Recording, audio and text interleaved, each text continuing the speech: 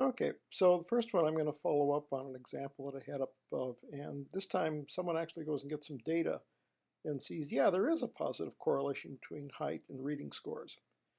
And you say, I don't think that's very reasonable. So you glance at the data and you see, yeah, it's true. People who are 3.5 feet tall don't read as well as people who are 5.5 feet tall. So you say, wait a minute, where did you get this data? Well, I took all the students at a local elementary school and I took their height and their reading scores from their student records, and then I ran the regression or ran the correlation coefficient. Oh, so now you see what's going on. Height is really a proxy for age. Okay, so this is one of those cases of C, which is unobserved, is actually what explains the reading scores, and simply says that what you're noticing is that as people grow up, grow older, they grow taller, and their reading scores get better. Okay, people who drink red wine tend to live longer. You'll hear this once every couple months, and then you'll hear the opposite in alternating months. And one of the possibilities that you have here, we'll talk about some other possibilities later on, is that people who are in better health are more likely to drink wine. Okay, people who live in zip codes where the population has higher levels of education have higher incomes. So, higher education leads to higher income.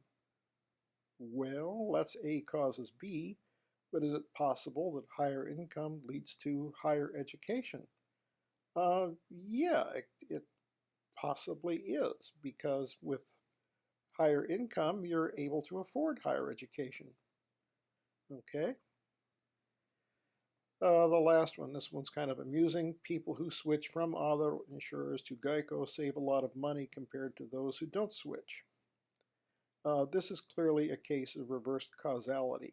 And what it really says is that people who could save a lot of money by switching to Geico do so. If you listen very carefully to the gecko, he says, honestly, quite truly, that people who did switch to Geico did save a lot of money. Okay, but that doesn't generalize to you who might be considering switching to Geico, as the gecko clearly suggests, because in order to make that generalization, you would need a random sample of people who uh, might be considering switching to Geico.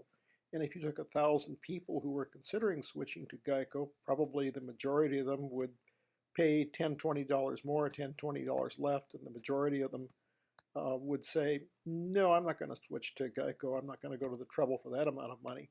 But then you find the guy who does save $350 a month, and when he switches to Geico, possibly because his risk categorization had not been updated by his original insurance company. And of course, he does switch to Geico. So the pool of people who do switch to Geico is an extreme non-random sample of the population that the gecko suggests that you are looking at when he looks at you and says you could save money.